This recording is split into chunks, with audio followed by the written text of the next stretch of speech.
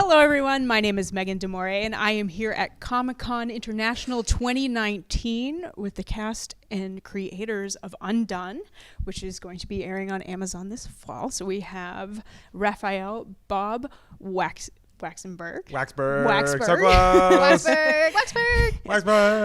Kate Purdy, and of course, Rosa Salazar. Alita Battle Angel fame. So the first two episodes of Undone actually aired here at Comic-Con, but for the uninitiated, could you tell me a little bit about the story of this 8-episode series? Take it away, Kate. Do it, Kate. Sure. Kate. This story is a story about. We're just a little bit of freestyling. It's about a young woman played by the talented Rosa Salazar. The character's name is Alma, and she's feeling bored with life. She feels like there has to be more to this than what she's experiencing. And she gets into a car accident, and she's approached by her father, who died when she was 11 years old. And he says to her, "You're right. There is more to life. And I'm here to awaken these innate abilities in you so that you can travel back in time to save me, because my death wasn't an accident, as you've been led to believe. In fact, it was a murder. And I need you to change the course of history." So that's the story in a nutshell. That's a good tease. Now, what made animation the right medium for this story?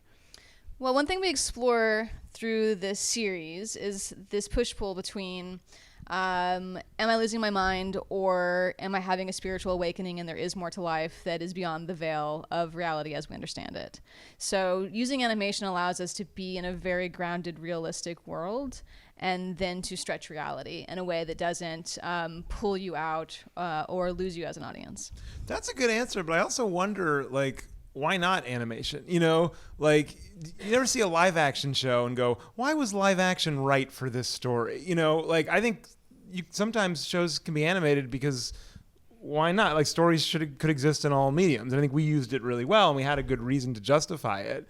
But I was really excited by the idea of, like, oh, this is the kind of story you don't often see in adult animation. Right. It's the kind of way I would like to see these topics talked about as well. And I would love for the format of adult animation to be more broad than kind of what it has been for the last 30 years, which is very hyper focused on a very specific audience and a very specific kind of humor and a very specific milieu. So, you know, my little soapbox is I'm constantly trying to push the edges of what an adult animated story could be. Or so you're watching, you're not asking, why is this animated? But you watch it and you go, yeah, this is a show and I'm enjoying it and I'm loving being taken on this journey. Now, I want to turn to Rosa to talk about Turn Alma. to her. Look at Rosa. Turn to me. Turn to the sun. Turn to me. Now, what do you think that you have in common with Alma? Oh, God. Do we have tissues? 'Cause I'm going to need them. Well, first of all, I'm a smart ass, as you can gather. And she is, too. I think, you know, she employs gallows humor as much as I do. I think that I think humor is a mask for pain. And I think that she is she's sardonic, she's sarcastic, she's really quick with these one-liners. And I think that it's, you know, kind of because she's suppressing some of this stuff, you know, grief over the death of her father, grief over the death of the notion that there could be more to life. I think that she's sort of mourning her life already, because it is sort of dead. It is sort of it is this monotonous, never-ending loop of the same old shit, and I've experienced that, and there have been so many times. It's probably why I'm an artist, where I go, there must be more. There has to be magic. There must be magic here.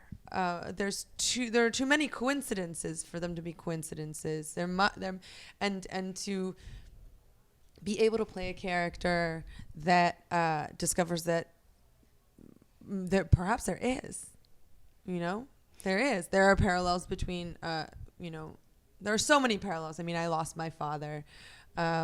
I have a charged relationship with my mother, which this show helped me do a nosedive into that as well. Because we go into her mother's story, we start to investigate why this relationship is charged, and we don't always see our parents as people with emotional baggage and lives and their own foibles. So it helped me in that respect. But there are so many things I have in common with Alma, but I haven't had the same kind of psychotic break that she has, or the spiritual awakening that she's been lucky enough to experience. And I experienced it on a very small scale, and it terrified me.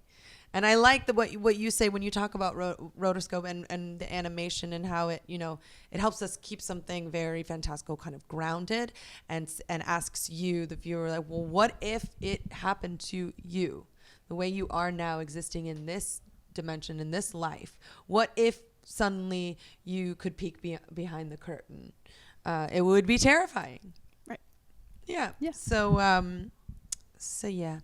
I want to pick up on that because that supernatural element of the trailer, at least that I saw, really enables you to explore this character. So can you talk a little bit about what that lets you do with Alma? What the sort of this otherworldly, like this, how the world crumbles around her. She falls into different situations. Just how the supernatural element. Well, I really, think it externalizes a lot of the stuff that you're talking about, right? Like we're talking about, like, this idea of being stuck in this thing or hoping for something more. It's an intangible notion. Yeah, and it's like that, except you're running through space as a hospital is forming around you, or you're. That's what was so fun about it. You're kind of physicalizing a lot of these struggles. Yes. It was like a double dare course through the her brain. mind. And it was fun because I am on a revolving platform, being spun around in space, literally, in order to shoot that being floating around in space. Being spun around in space.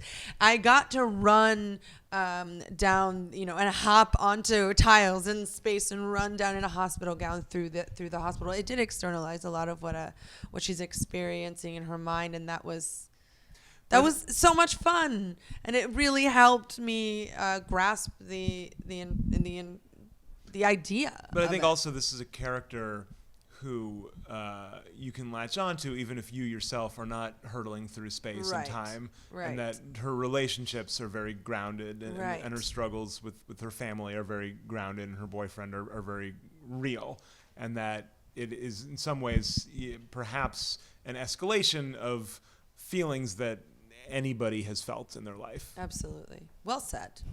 You should play Alma. You should write it. Oh, I don't know about that. Let's do one day where we switch. Okay, Freaky Friday, coming this fall. Tell me a little bit about working with Bob Odenkirk on this show. Hated it. Oh, no. What? You heard it here. We've done so many interviews today. This is the first I've heard of this. I know. I said he was my idol, but I actually didn't like him at all. Did not care for Bob. It seems like you guys really liked each other. Yeah, you were very He says he close. likes you. Yeah. Acting. No, I love him. I'll always love him. I started in comedy, and I'm a huge Mr. Show fan. What is your favorite Mr. Show sketch? Oh my God. It must be, there's so many. It must be the story of Everest. That's a good one. It's gotta be. Where he keeps falling into the thimbles. set of thimbles on the wall. He's telling them. Or it has to be when they make Montana its own state, and David Cross is the only one that lives there, so he pays for things in the new currency, which is like rocks and leaves, and he pays for something, and then he walks behind the counter and he takes the money. Yeah. Kate, do you have a favorite Mr. Show there's sketch? so many good ones. No. They're all perfect. Oh, she's never seen it. Yeah, my favorite I Mr. don't Show remember sketch sketches. is Young People and Companions. Yeah. You know the So one where good. the young people and the companions get lost, and it's never clear what the difference is between the young people and the companions, but everyone keeps talking about the young people and their companions. You have to see it. It's great. Okay, but what about the the pedophile episode where the guy has to like ride around town in the car, the loudspeaker, and be like, "This guy's," it's like this guy's coming. Okay, well, as much as I would like to talk about this all day, I love Bob Odenkirk. I think he's amazing. He's like my dad in real life. And it looks like that's all we have time for today. But we will be able to all watch Undone this fall on Amazon.